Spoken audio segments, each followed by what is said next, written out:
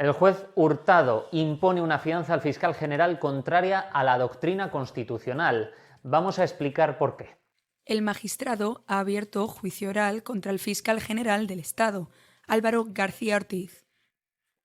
El auto le impone una fianza de 150.000 euros que deberá depositar en 5 días para evitar el embargo de sus bienes. El magistrado rechazó la petición de la acusación particular que reclamaba 300.000 euros, pero mantuvo la necesidad de asegurar posibles responsabilidades económicas. Ministro, buenas tardes. Quería preguntarle si le parece excesiva la fianza que han impuesto al fiscal general del Estado. A mí me parece excesivo todo. Comparto el criterio del voto particular del magistrado del Supremo que dice que a este señor se le va a juzgar sin ni siquiera una mínima prueba. Gracias. El criterio aplicado para fijar esta fianza ya fue cuestionado por el Tribunal Constitucional en 2023. La Corte de Garantías sentenció entonces que calcular fianzas en función de multas aún no impuestas vulnera la presunción de inocencia. El caso de referencia fue el del exconseller catalán de Cultura, Lluís Puig, al que un juzgado de Huesca había impuesto 88.000 euros de fianza por un presunto delito de desobediencia. Puig recurrió y finalmente fue absuelto por el Tribunal Superior de Justicia de Cataluña. Hay que recordar que detrás de la instrucción al fiscal general del Estado se encuentra el juez Ángel Hurtado, magistrado conservador acusado de ser próximo a los intereses del PP y de formar parte de una estrategia de lawfare contra el gobierno. La investigación judicial sobre Alberto González Amador, pareja de Ayuso, suma nuevos testimonios clave. 2 inspectoras de Hacienda declararon ante el Juzgado de Instrucción número 19 de Madrid y concluyeron que hubo voluntad delictiva por parte de González Amador. Mercedes Urbano, jefa de la Inspección Tributaria de Madrid, ratificó que el empresario superó los 120.000 euros defraudados por año y lo hizo de forma consciente. Según las inspectoras, González Amador ocultó ingresos millonarios en 2020 y 2021 mediante un entramado de facturas falsas. Solo intentó regularizar su situación cuando la agencia tributaria lo había pillado. Óscar López ha pedido la dimisión de la presidenta. Hoy solo esperamos un anuncio de la señora Ayuso. El anuncio de su dimisión. No tiene otra salida. Game over. Se acabó. Todos sabíamos que la señora Ayuso estaba defendiendo a un presunto delincuente.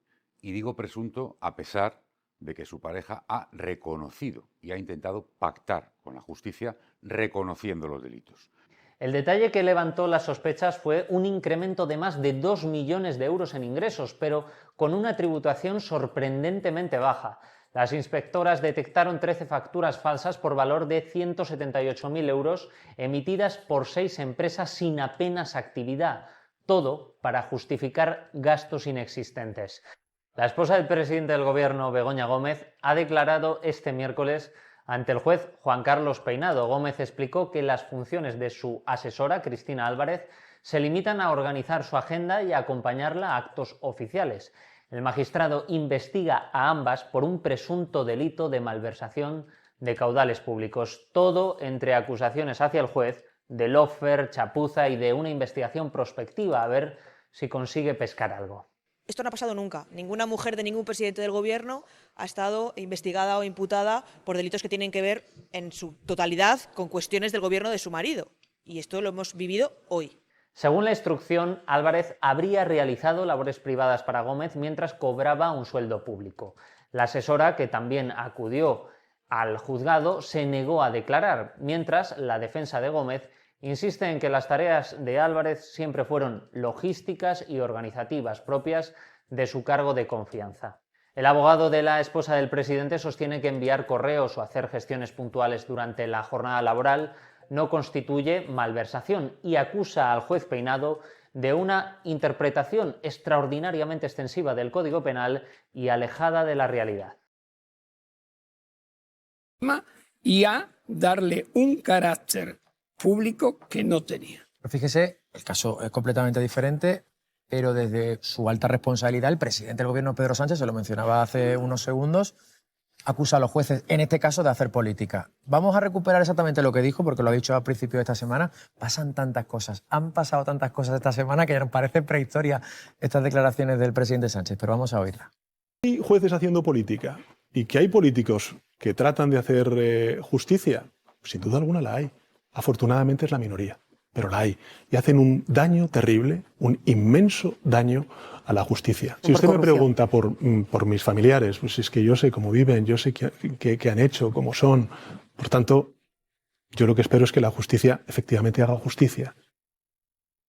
¿Hay jueces que hacen política, sí o no, señor Garzón? Yo, en cuanto a la otra parte de la frase, de que hay políticos que hacen justicia, no estoy de acuerdo con el presidente. Hay políticos que instrumentalizan la justicia, con unos fines espurios, probablemente, pero es la justicia la que actúa. Y una vez que la justicia actúa, hay unos parámetros legales, constitucionales, que son los que establecen el modus operandi de un juez en una instrucción, de un tribunal en un juicio, el respeto a los principios de la presunción de inocencia, la igualdad de armas, etc. Cuando una instrucción se sale de esos cauces y establece objetivos aparentemente predeterminados, es decir, que, digamos, utilizando el refrán español pone el carro antes que los bueyes, es decir, ya tienes quién es el posible autor y acomodamos todo lo demás,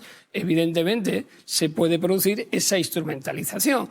¿Eso ha ocurrido? Sí, ha ocurrido, claro, pero no solo en España, ocurre en muchos países, pero ahora sí estamos hablando de España, eso sobre. Y cuando una investigación se hace de forma prospectiva, es decir, vamos a ver qué sale, se cierra una puerta, se abre otra, te la vuelven a cerrar y buscas por otro sitio, llegas al momento en que dices, esto es una especie de causa general, a ver si me pillen de alguna manera y en algún momento en cualquier resquicio. Eso no es una investigación con todas las garantías, ni es proporcionada, ni es respetuosa del Estado de Derecho. Y eso se está produciendo hoy día en España. Es verdad que la mayoría de los casos, y eso creo que lo dijo el presidente también, salvó a la inmensa mayoría de las actuaciones judiciales. Entre otras cosas porque hay unos mecanismos que establecen cuáles son esos parámetros y si no se cumplen, se corrigen. Pues venga, les soy concreto, salvo a esa inmensa mayoría. ¿El juez Peinado es uno de esos jueces que hacen política? Bueno, yo en alguna ocasión he criticado la instrucción y el derecho a la crítica existe. Evidentemente, yo me rijo, no conozco cuál es el contenido del proceso más que por lo que está publicado y por lo que está publicado y por la variación del objeto procesal de investigación, al menos lo que, desde mi punto de vista, lo que está haciendo el juez de instrucción no es correcto de acuerdo con los parámetros que yo mismo he establecido. O sea, que está haciendo política, en su opinión, claro. Bueno, si está haciendo política o no, lo sabrá él, pero que concuerda la forma de investigación con determinados intereses y entramos en la segunda parte de la frase, es decir, que hay intereses políticos mediantes ahí porque estamos viéndolo todos los días. En el propio corte que ha puesto de las afirmaciones que se hacían en el Parlamento, pues bueno, el líder de la oposición lo estaba sacando, lo estaba diciendo, estaba afirmando, es decir, se está utilizando como arma política un procedimiento judicial. Y eso quizás es lo que, desde mi punto de vista, corrompe más al propio sistema. El juez Hurtado, que ha procesado al fiscal general del Estado, ¿es otro ejemplo de esto mismo? ¿Está haciendo política? Mire, el caso del fiscal general del Estado es, desde mi punto de vista, un auténtico despropósito procesal, y de hechos y de procedimiento en sí mismo. Porque no hay, por el análisis que yo he hecho y lo que conocemos desde fuera, no hay ni un solo elemento que nos lleve a una afirmación siquiera indiciaria, pruebas se verán en el juicio oral, que lleve a la conclusión de que el fiscal general del Estado actuó de forma contraria a la ley, sino todo lo contrario. Cumplió el deber de información que establece el propio artículo 4, creo, del Estatuto del Ministerio Fiscal y la propia circular de 2005, donde se establece la obligación de informar por parte de la Fiscalía ante lo que era un bulo. Y, por cierto, no se ha investigado esa afirmación falsa ni esas posibles calumnias que se hicieron desde el principio y creo que se debería de investigar. Y luego, más allá de eso, la instrucción ha sido unidireccional. no ha habido prácticamente contradicción. Y se siguen, en el último auto de apertura de juicio oral, se siguen manteniendo afirmaciones muy duras, como por ejemplo que desde la Fiscalía General se comunicó al Palacio de la Moncloa o a la Secretaría General o tal. Pero bueno, oiga, es que eso no es verdad, no hay ningún soporte.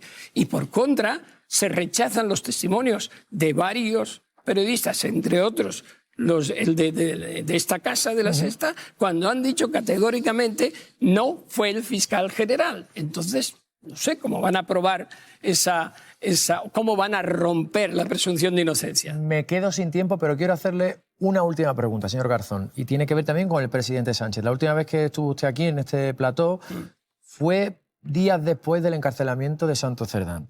Y yo le pregunté qué debía hacer el presidente Sánchez, si debía irse.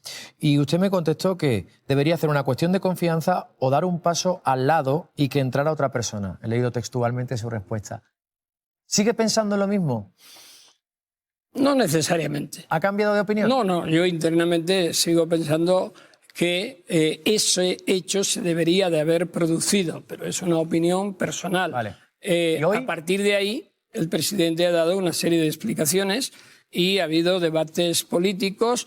Lo que ocurre es que a mí me falta el juicio de la confianza en el Parlamento. Pero ni soy parlamentario, ni tengo poder para decir lo contrario. Yo creo que ante una tesitura de la que estamos hablando, debería de haberse producido un acto de alcance equivalente. No se produjo, dio explicaciones en el Congreso. Bueno, seguimos adelante porque todavía hay que seguir respetando la presunción de inocencia y la respuesta política la ha dado. Que yo no la comparto es otra historia.